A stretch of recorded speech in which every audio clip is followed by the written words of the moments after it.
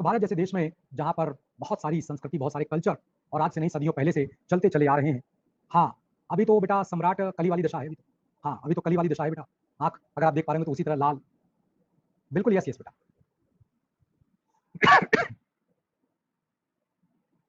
चूना? चूना बेटा आँख में कैसे लगा लेंगे? हाँ, आई फ्लू की प्रॉब्लम है। चलो बच्चों, तो बहुत-बहुत स्वागत है आप सभी लोगों का। Good evening. चलिए, अब हमें जल्दी से बता दीजिए ऑडियो और वीडियो। हाँ, ठीक है? ऑडियो और कई चीज़ों को आप देखोगे यहाँ पर आपको वो साफ तौर पर दिखाई पड़ेंगे। उनमें से कई चीज़ें आप देखेंगे जिन पर हम लोग पहले भी हाँ, ठीक है, पहले भी हम लोग चर्चा कर चुके हैं। तो चलिए अच्छा 1 मिनट मुझे ज़रा अपनी ओर से रिफ्रेश कर लेने दीजिए। अब बताइए बच्चों, अब ऑडियो वीडियो सब सही है ना? अब सही है? कुछ बच्चों ने कहा था ऑडियो वीडियो नहीं आ रहा था। अब सही है बेटा? अब ठीक हो गया? अब तो कोई दिक्कत नहीं है? अब तो कोई दिक्कत नहीं है? ओहो! अरे गुंजन बहुत अच्छा किया बेटा बता दिया तुमने। अरे, तो बहुत अच्छा किया बेटा बता दिया। हाँ, ठीक है, चलो भाई। बहुत-बहुत धन्यवाद बेटा इस अपडेट के लिए।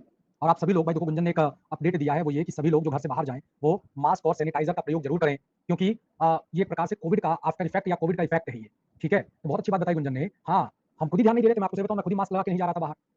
ये अच्छा बता दिया, बहुत-बहुत शुक्रिया बेटा। ठीक है, चलो तो सब लोग मैं तो अब ध्यान रखूँगा, आप लोग भी बेटा ध्यान रखना, ठीक है ना? हाँ, कोमल बेटा प्रणाम। ठीक? चलो अब हाँ, अब हम लोग आ जाते हैं बच्चों अपने टॉपिक को लेकर। अपने टॉपिक को लेकर हम लोग अपने टॉपिक पर डिस्कशन करते हैं, ठीक है बच्चों? चलो। ठीक है, चलो अब हम लोग अपने टॉपिक की बात करते हैं। और हम लोग बात करेंगे कल्चरल हेरिटेज को लेकर अब शुरुआत करते हैं। देखो अभी मैंने आपसे बताया भारत जिसमें बहुत सारे आप देखते हो सांस्कृतिक विरासत, कल्चरल हेरिटेज बहुत सारे आपको दिखाई पड़ेंगे।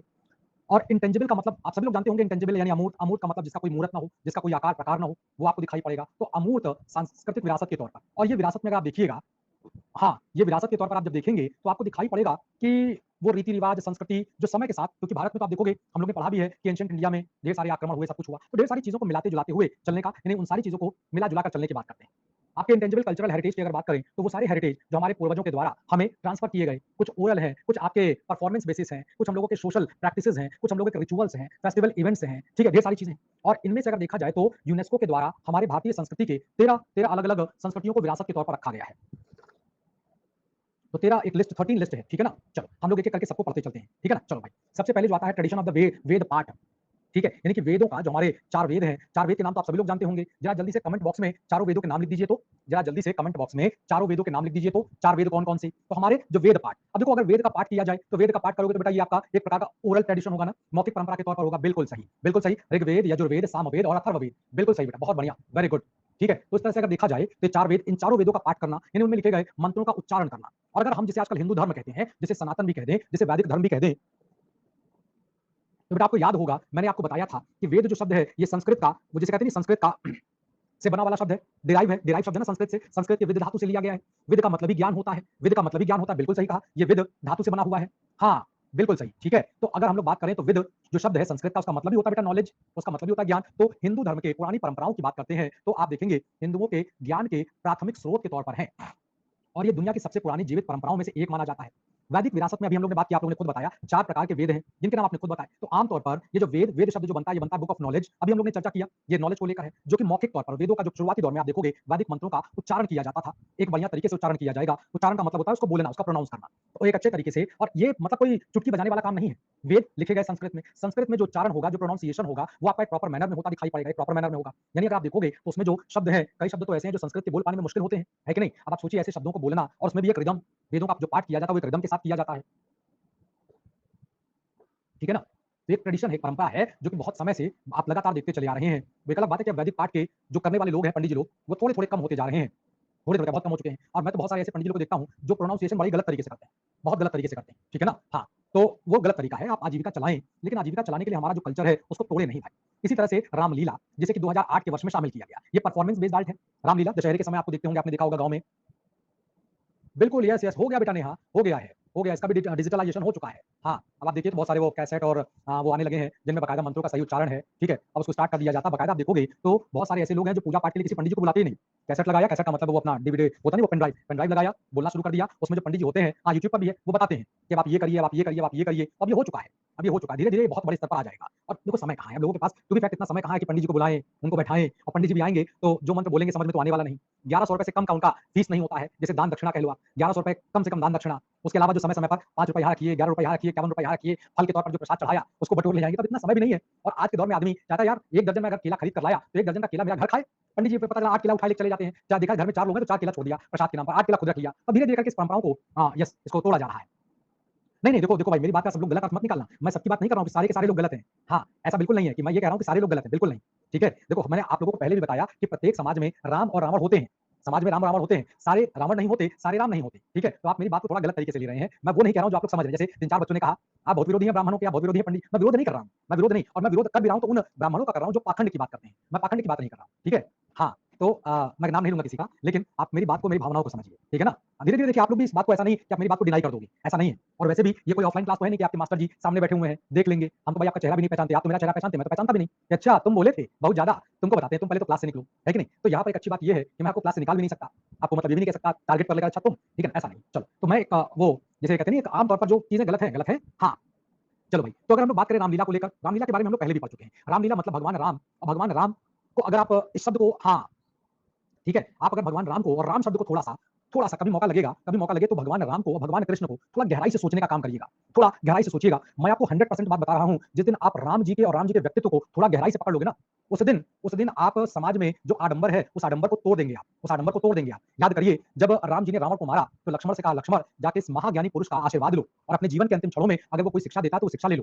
ठीक है? तो इसका मतलब ये नहीं कि राम जी ब्राह्मणों के विरोधी थे। ठीक है? राम जी का ये कहना था कि इस व्यक्ति का जो कार्य है, वो गलत है। नॉलेज अपरंपार है। इतनी नॉलेज तो हमें भी नहीं है यार, जबकि मैं भगवान विष्णु का 7वां अवतार हूँ, लेकिन इस व्यक्ति के पास तो देखो ये मेरे कहने का मतलब यहाँ पर इससे है, ठीक है? गलत अर्थ मत लगाना भाई और जिसको भी बुरा लगा है, भाई मैं हाथ जोड़कर माफ़ी माँगता हूँ। अगर आप में से किसी को भी मेरी बात का बुरा लगा, एक्सट्रीमली सॉरी माफ़ कर दीजिएगा। मेरा उद्देश्य किसी को बुरा कहना नहीं था, ठीक है? चलो, आगे से मैं ध्यान रखूँगा इस बात का भाई, ठीक है? चलिए, तो राम जी के जीवन को लेकर आना, एक नाटिका के तौर पर प्रस्तुत करना, नवरात्र आने वाला है, उसमें आप देखिएगा, आपको राम जी के इस पूरे खेल का, इस पूरे आयोजन का पूरी तरीके से आपको दिखाई पड़ेगा। और इसके बारे में हम लोग पहले भी बात कर चुके हैं, भगवान राम के अलग-अलग जीवन के हिस्से को दिखाया जाता है, ठीक है ना? चलो भाई, तो रामलीला जो एक प्रदर्शन का कला है, भारत के अलग-अलग हिस्सों में राम अयोध्या, रामनगर, बनारस, वृंदावन, अल्मोड़ा, सतना, मधुबनी, भारत के अलग-अलग हिस्सों में इसका नाटक किया जाता है, मतलब इसका वो प्रदर्शन किया जाता है, बड़ा अच्छा लगता है।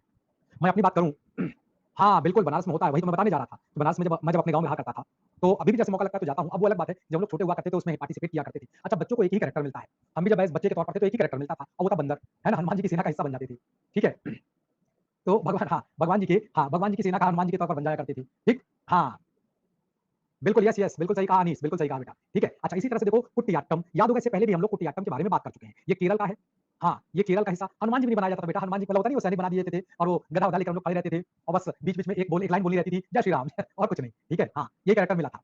इस कैरेक्टर के बाद दूसरा कैरेक्टर कर ही नहीं पाए, ठीक है? हाँ, चलो खैर कुटियाट्टम की अगर बात करें तो केरला का एक ट्रेडिशनल आप देखोगे एक नाटक के तौर पर है, जिसमें आप देखेंगे तो संस्कृत के अलग-अलग कथाओं का प्रयोग किया जाता है, जिसमें आप देखेंगे थोड़ा-सा कुचिपुड़ी से मिलता-जुलता आपको दिखाई पड़ेगा। ये भी आपका परफॉर्मेंस आर्ट के तौर पर आता है। इसमें आप देखिएगा तो इसमें आप देखेंगे तो चकयार, चकयार का मतलब होता है हिंदू की दक्षिण भारत में हिंदुओं की एक उपजाति को चकयार कहा जाता है। तो केरल के चकयारों के द्वारा इस नाटक को प्रस्तुत किया जाता है और चकयारों के द्वारा पुरुष वाले जितने भी कैरेक्टर होंगे, वो चकयारों के द्वारा किया जाएगा। जबकि अंबाल वासी नाम्बियार ये एक जाति है जिनकी महिलाएँ जो महिलाओं वाला कैरेक्टर होता है, वो आपको नाम्बियार परिवार की जो महिलाएँ हैं ना, नाम्बियार जाति की जो महिलाएँ हैं, उनके द्वारा किया जाता है।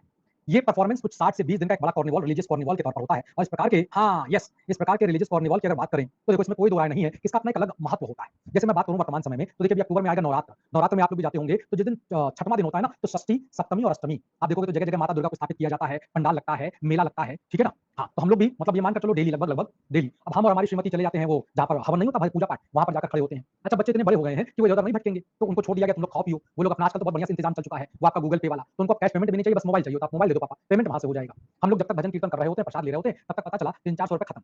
हाँ, 300-500 रुपए खत्म। क्या हो गया? ये खा लिया, वो खा लिया ये सामान ले लिया, वो सामान ले लिया। कुछ और भी सामान ले लेते हैं जो थोड़ा हज़ारों की कैटेगरी में आते हैं ना, हाँ, तो फिर वो पता चला वो नहीं लेते हैं, वो बताया था पापा ये है, ये 1200 रुपए का है, ये 1500 रुपए का है, तो क्या इसको ले लें?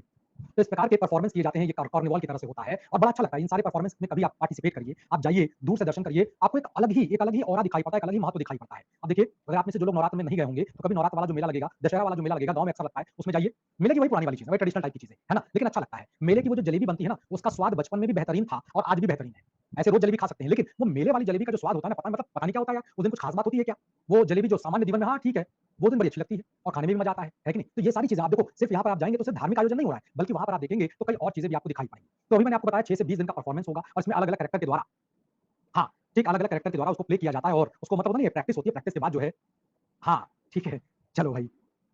सभी के सभी कैरेक्टर संस्कृत भाषा में, जो डायलॉग डिलीवरी होगा वो संस्कृत भाषा में होगा। एक साउथ इंडिया केरला का एक प्रकार का म्यूजिकल इंस्ट्रूमेंट जिसे मिझावू कहा जाता है, उसका प्रयोग किया जाएगा। ये थोड़ा सा ढोलक टाइप का होगा। हाँ, ये थोड़ा सा ढोलक टाइप का होगा, उसमें कुछ मंजीरे जैसा भी यंत्र लगता है, तो उसको बना दिया जाता है। और इसमें डांसर्स जो परफॉर्मर होते हैं, लेडी और जेंट्स दोनों, वो परफॉर्म करते हैं। और मैंने अभी आपसे बताया आसान नहीं है।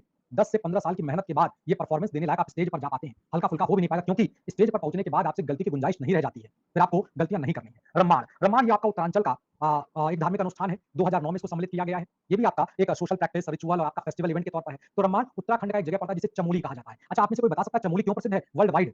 वर्ल्ड वाइड और ज्योग्राफिकल पॉइंट ऑफ व्यू से बताइएगा चमोली क्यों प्रसिद्ध है? जरा ज्योग्राफिकल पॉइंट ऑफ व्यू से बताइएगा चमोली क्यों प्रसिद्ध है? कोई बता सकता है चमोली क्यों प्रसिद्ध है? उत्तराखंड में आता है। अरे वाह! सारिका क्या बात है भाई, बहुत बढ़िया। तो ये हाँ, चमोली बेटा ये अपने ज्योग्राफिकल पॉइंट ऑफ व्यू पर अगर बात करते हैं तो ये अपने वो फूलों की घाटी कहलाता है ये। यस, बिल्कुल सही राहुल। ये फूलों की घाटी यानी जिसे आप बायोडायवर्सिटी कहते हैं ना, वो ढेर सारा मिलेगा। वो ठीक है कि चमोली से ही आपके सुंदरलाल बहुगुणा के द्वारा चिपको आंदोलन किया गया और इसी क्षेत्र में हाँ, बिल्कुल सही कहा, ये भी है। लेकिन फेमस है ये फूलों की घाटी के लिए, बिल्कुल सही कहा। तो यहाँ पर आप देखोगे तो एक डिवीजन है जिसे पैनखंडा कहा जाता है, जहाँ का सालूर डुंगरा गाँव है। उस गाँव के अपने एक लोकल गॉड हैं जिन्हें भूमियाल कहा जाता है। उनको उनको प्रतिस्थापित करते हुए आता है। तो हाँ, बिल्कुल सही कहा, ये भी है। लेकिन फेमस है ये फूलों की घाटी के लिए, बिल्कुल सही कहा। आपके कहलाता है ये। यस, बिल्कुल सही राहुल। ये फूलों की घाटी यानी जिसे आप बायोडायवर्सिटी कहते हैं ना, वो ढेर सारा मिलेगा। वो ठीक है कि चमोली से ही आपके सुंदरलाल बहुगुणा के द्वारा चिपको आंदोलन किया गया और इसी क्षेत्र में हाँ, बिल्कुल सही कहा, ये भी है। लेकिन फेमस है ये फूलों की घाटी के लिए, बिल्कुल सही कहा। तो यहाँ पर आप देखोगे तो एक डिवीजन है जिसे पैनखंडा कहा जाता है, जहाँ का सालूर डुंगरा गाँव है। उस गाँव के अपने एक लोकल गॉड हैं जिन्हें भूमियाल कहा जाता है। उनको उनको प्रतिस्थापित करते हुए मंदिर के प्रांगण में ये पारंपरिक वो कई प्रकार का वो मुखौटा वगैरह पहनकर, फेस मास्क वगैरह लगाकर परफॉर्मेंस किया जाता है। जो सालूर डुंगरा गाँव के देवता जिनको भूमि क्षेत्रपाल भी कहा जाता है, भूमियाल भी कहा जाता है, तो प्रत्येक वर्ष हर साल या आप 13 अप्रैल के दिन देखोगे वहाँ पर इस प्रकार का वो गाजा बाजा के साथ होता है। मेरे बड़े भाई हैं, मतलब सगे नहीं है, मेरे पिताजी के मित्र हैं, उनके बेटे हैं, उनका नाम वंश बहादुर है। तो वंश बहादुर भैया मतलब मेरे जो भैया हैं, तो वो जब चमोली डिस्ट्रिक्ट में थे वहाँ पर वो थे एसपी। तो उन्होंने हमको मतलब फ़ोन किया था कि अगर राजेश समय हो तो आ जाओ यार, मैं चमोली में हूँ, बहुत प्यारी जगह है और ये अप्रैल-अप्रैल के आस-पास का महीना, तो उन्होंने कहा कि यहाँ पे एक लोकल फंक्शन भी होता है तो उनको दिखाते हैं। तो हमने कहा ठीक है भैया हम आ जाएँगे। तो फिर मैं गया था, ये बात मैं थोड़ी पुरानी कर रहा हूँ, मान के चलिए 10 साल 8-10 साल हो रहा होगा। तो मैं गया क्योंकि भाई आईपीएस रैंक का अधिकारी, तो बढ़िया हूटर वाली गाड़ी हूँ, ढा-ढा करते हुए वीआईपी व्यवस्था के साथ पहुँचे, सोफ़ा-वोफ़ा लगा हुआ था, बढ़िया बैठे, बहुत बढ़िया परफॉर्मेंस होता है, ठीक है? कभी मौका लगेगा तो जाइएगा ज़रूर, देखिएगा बहुत अच्छा लगता है, बहुत बढ़िया होता है, ठीक है? 13 अप्रैल और इसी दिन आप देखिएगा पंजाब में बैसाखी चल रहा होगा, बैसाखी का त्योहार चल रहा होगा पंजाब में। तो जो बैसाख महीने और उधर जो आपका एक तरीके से कटकरारा रबी की फसल, ये उनको लेकर या उस चीज़ को लेकर मनाया जाता है, ठीक है ना? बिल्कुल, यस, बिल्कुल सही। मोडिएटू की अगर बात करते हैं तो ये भी आपका परफॉर्मेंस है। 2010 में इसको शामिल किया गया है आपके कल्चरल हेरिटेज के तौर पर बात किया जाए। केरल से, केरल का एक फोक डांस और फोक नाटक की तरह से। इसमें आप देखोगे तो देवी काली और दरिका राक्षस के बीच की एक लड़ाई। अगर आपको याद आ रहा होगा तो हम लोग जब फोक आर्ट की बात कर रहे थे चित्रकला के दौरान, तो मैंने आपको एक रंगोली दिखाया था। शुड बी पॉसिबल, आपको याद आ रहा होगा। एक रंगोली मैंने आप लोगों को दिखाया था। वो रंगोली बताता है उसके बारे में कि देखो किस प्रकार से इस आयोजन का हाँ, बिल्कुल, ठीक है, किस प्रकार से बिल्कुल पूछा जाता है बेटा गौतम, बिल्कुल पूछा जाता है। ठीक है, ये बात अलग है कि इस प्रकार के सवाल थोड़े कम आते हैं, रेयर पोज़ीशन में आते हैं, लेकिन आते ज़रूर हैं। ठीक है ना? चलो, तो यहाँ पर आप देखोगे तो देवी काली और दरिचा राक्षस के बीच होने वाले युद्ध को दिखाया जाएगा। इस नृत्य को भगवती कावुस के नाम से भी जाना जाता है। फरवरी और मई के महीने में जब फसल कटती है तब इसका आयोजन किया जाता है। बच्चों 1 मिनट थोड़ा-सा।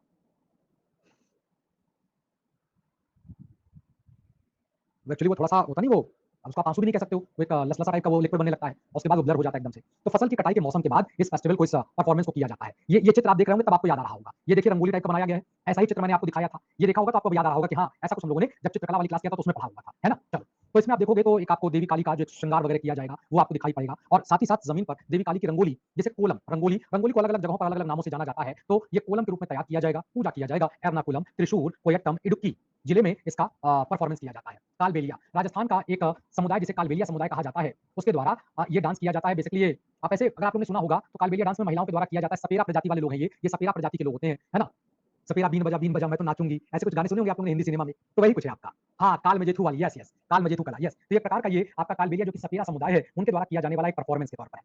एक विशेष प्रकार का वो जो लहंगा चोली हाँ, हाँ, बिल्कुल, बिल्कुल। तो एक विशेष प्रकार का जो कपड़ा है जिसमें आप देखोगे तो घाघरा टाइप का कपड़ा और चोली यानी ब्लाउज़ टाइप का होगा। महिलाएँ जो हैं वो खंजरी और पोंगी का डांस किया जाएगा। हाँ बेटा, ये बंजारे होते हैं, बिल्कुल। बेसिकली वो सपेरा, साँप पालने वाले जो लोग होते हैं ना, उनका समुदाय होता है ये। तो उनके द्वारा महिलाओं के द्वारा इस डांस परफॉर्मेंस को किया जाता है। वो जो बीन होता है आप लोगों ने अगर देखा होगा तो ये एक मतलब होता है एक प्रकार का सूखा हुआ लकड़ी का हिस्सा होता है जिससे बनाते हैं, ठीक है ना? तो एक जो प्राकृतिक तौर पर जो सूखे हुए वनस्पति जैसे तंबू और जानवरों की खाल कहा जाएगा उससे बनाया जाता है। होली के अवसर पर कालबेलिया के द्वारा एक विशेष प्रकार का यंत्र चैंग का प्रयोग करते हैं, उसमें डांस का परफॉर्मेंस किया जाता है। जोधपुर, जैसलमेर, जालौर, बाड़मेर इन सब जगहों पर आप देखोगे तो वहाँ पर इनका परफॉर्मेंस होता है। आज भी अगर आप थोड़ा-सा राजस्थान के बड़े होटल में जाइए, जैसे आप उम्मेद सिंह के महल में जाइए, तो वहाँ पर अब तो होटल बन गया ना वो, उसमें आप देखोगे। छऊ नाट्य की बात करते हैं तो छऊ ये आपका असम के इलाके की बात करते हैं, तो वहाँ का एक डांस के तौर पर आ जाएगा। पूर्वी भारत नॉर्थ ईस्ट के तौर पर और 3 अलग-अलग प्रकार के छऊ आपको दिखाई पड़ेंगे। एक मैंने असम बोल दिया, गलती से नॉर्थ ईस्ट की बात कर रहा हूँ, प्लस ये आपका कुछ अलग-अलग उड़ीसा और पश्चिम बंगाल। जैसे अगर आप देखोगे तो सरायकेला छऊ डांस जो होता है वो झारखंड में फेमस है। मयूरभंज उड़ीसा का इलाका फिलहाल हमारी जो राष्ट्रपति महोदया हैं, वो इसी इलाके से आती हैं। पुरुलिया, ये बंगाल का एक जगह पड़ता है। पुरुलिया, आप लोगों ने हो सकता है पुरुलिया कांड सुना भी होगा, जहाँ पर कभी एक ज़माने में हथियार वगैरह गिराए गए थे। तो छऊ नृत्य है, ये भी आपका परफॉर्मेंस, ठीक है? ये भी आपका परफॉर्मेंस बेस्ड आपकी क्लास क्लास कह रहा हूँ, ये भी आपकी परफॉर्मेंस बेस्ड डांस के तौर पर जाना जाता है।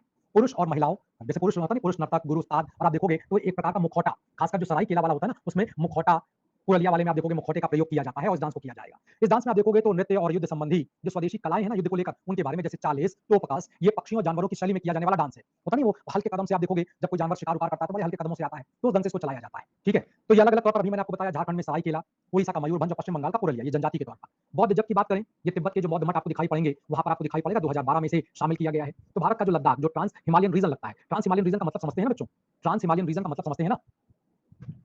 हाँ, ज्योग्राफी में पढ़ा होगा आप लोगों ने। तो तिब्बत और लद्दाख जो आता है, ये ट्रांस हिमालयन रीजन में आता है। हिमालय से सटा हुआ, बिल्कुल सही, बिल्कुल सही।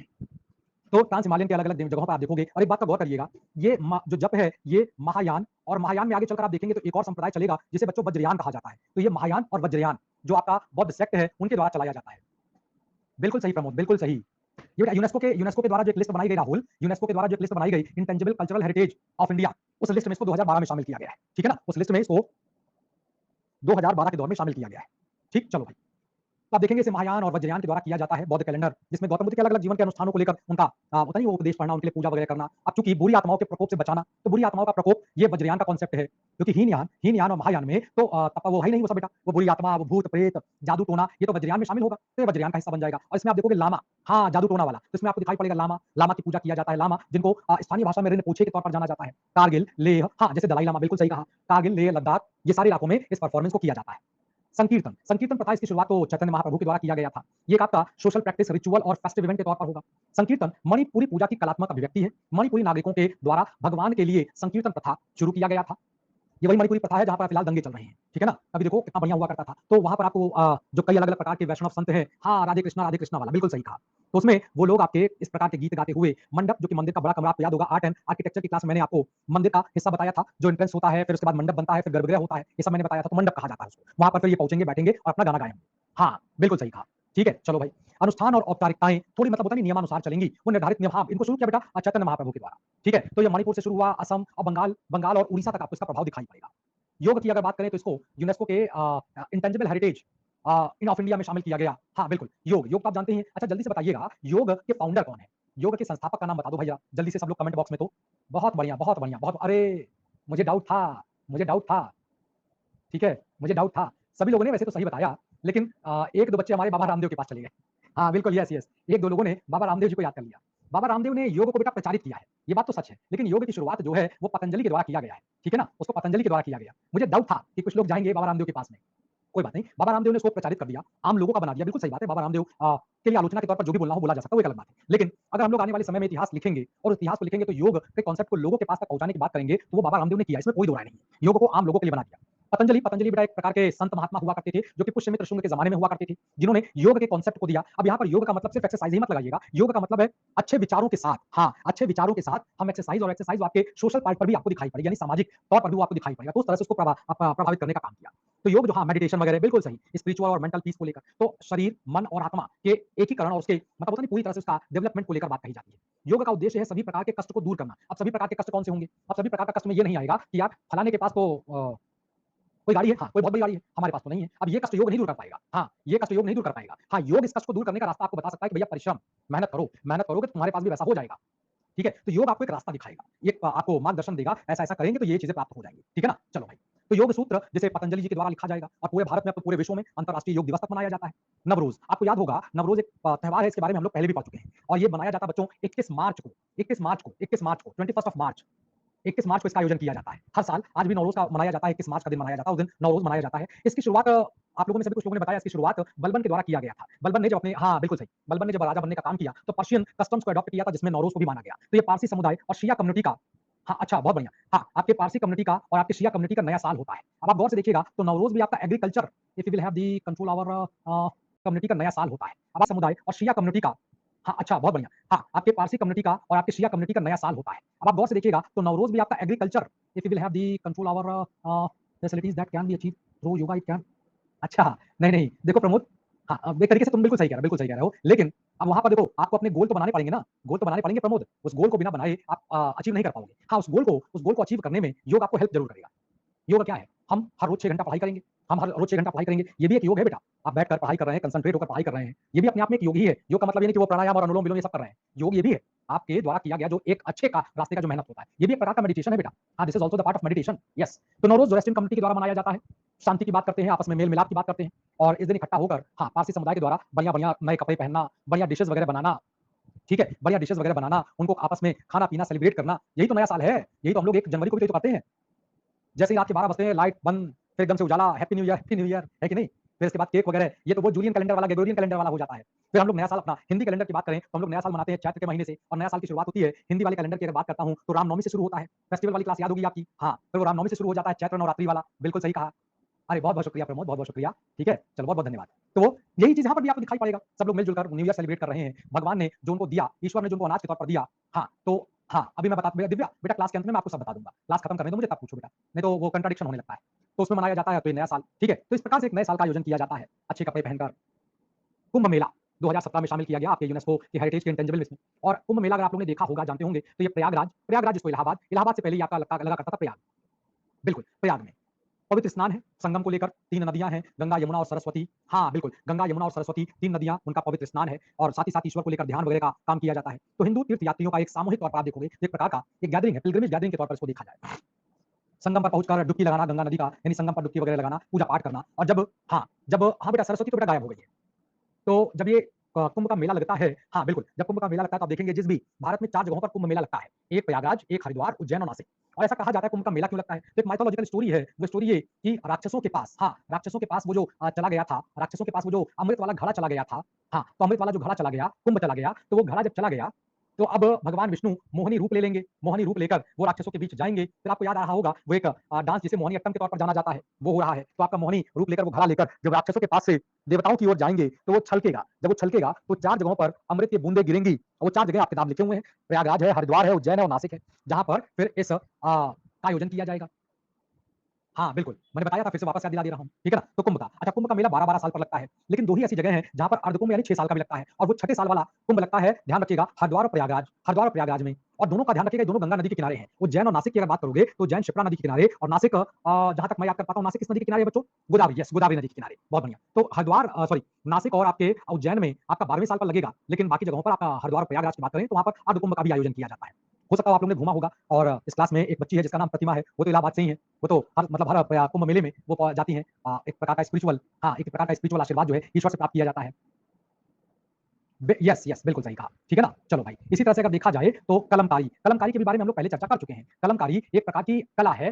अब ये तो बेटा माइथोलॉजी का सवाल है, ठीक है? ये तो बेटा माइथोलॉजी का सवाल है, इसका जवाब हम बेटा क्या दें? माइथोलॉजी के बहुत सारे सवाल और जवाब मिलते नहीं हैं। अब ऐसा है तो है, हाँ, ठीक है। चलने दो, जैसे चल रहा है चलने दो अच्छा है। ठीक है, चलो। तो कलमकारी की अगर बात करें तो कलमकारी एक प्रकार की चित्रकला के तौर पर जाना जाता है। आंध्र प्रदेश, तिरुपति मंदिर, श्रीकालाहस्ती मंदिर जहाँ पर एक आप देखोगे तो एक लकड़ी का उपेंद्र बेटा नमस्ते, लकड़ी का पेन वगैरह बनाया जाएगा। कपड़े पर हाँ, कपड़े की अगर बात करें तो कपड़े पर इसको रंग रंग किया जाएगा, है कि नहीं? कपड़े पर रंग किया जाएगा। 2023 में तो बेटा मुझे लगता है 2023 में इलाहाबाद में हुआ था शायद, ठीक है?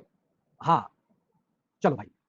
तो इसमें आप देखोगे रामायण, महाभारत हाँ, रामायण, महाभारत, पुराण उनके आधारित कहानियों को चित्र के तौर पर रखा जाएगा और आंध्र प्रदेश का चित्तूर जिले का जो स्वर्णमुखी नदी के पास का जो श्रीहस्ती है हाँ, अच्छा। चलो भाई, अगले साल यानी 2024 में प्रयागराज में होने वाला है महाकुंभ, बहुत बढ़िया। चलो भाई, तो उम्मीद करते हैं वहीं मुलाकात किया जाएगा भाई।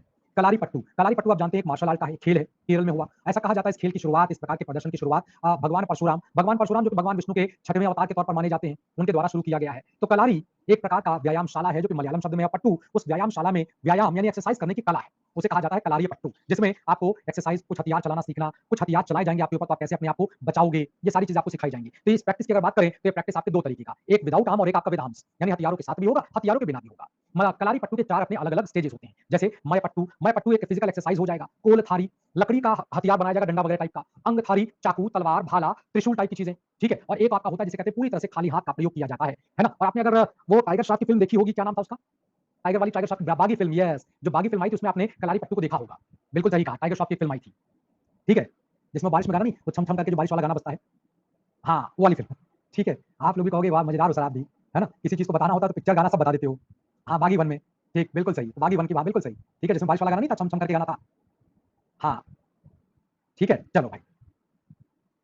हाँ, बस इसीलिए देखो मैं बेटा इसीलिए आप लोगों को बता भी देता हूँ कि वो चीज़ें थोड़ी-सी विजुअलाइज़्ड हो जाएँ। मतलब होता नहीं कभी-कभी कुछ चीज़ें दिमाग में फ़िल्म की तरह से आ जाती हैं। हाँ, फोर्थ आर्ट का नाम बेटा नहीं है कुछ भी। फोर्थ आर्ट मतलब एक प्रकार से आपका फ्री हैंड, खाली हाथ की कला है, जिसमें आपके ऊपर किए जाने वाले आक्रमण को, हाँ, वाक आक्रमण को किया जाता है। बिल्कुल सही कहा, विद्युत जमान वाला भी इसका आर्ट के बहुत बड़े जानकार हैं, बिल्कुल सही कहा। ठीक है? हाँ, बिल्कुल। चलो भाई, तो आज की क्लास को बच्चों फिर यहीं तक रखते हैं, जो हम लोगों के इंटेंजिबल कल्चरल हेरिटेज के तौर पर था। तो आज यहीं तक रखते हैं बच्चों, कल फिर मुलाकात करेंगे आपके साथ और कल हम लोग इससे आगे का आर्ट एंड कल्चर जो क्लासिकल लैंग्वेजेज़ नहीं है हमारे भारत की, हाँ, उनके बारे में बात करेंगे। ठीक है? आज वाले में अधिकतर तो हम लोग ने पढ़ा हुआ था, कोलकाता का दुर्गा पूजा भी इसमें शामिल नहीं बेटा, अभी शामिल नहीं किया गया है। नहीं बेटा, कोमल अभी नहीं किया गया है। ठीक है? चलो, तो नमस्ते, best of luck, good bye, खुश रहिए, मस्त रहिए, बहुत आगे बढ़िए। चलिए, बेस्ट ऑफ लक, चलो, तो नमस्ते।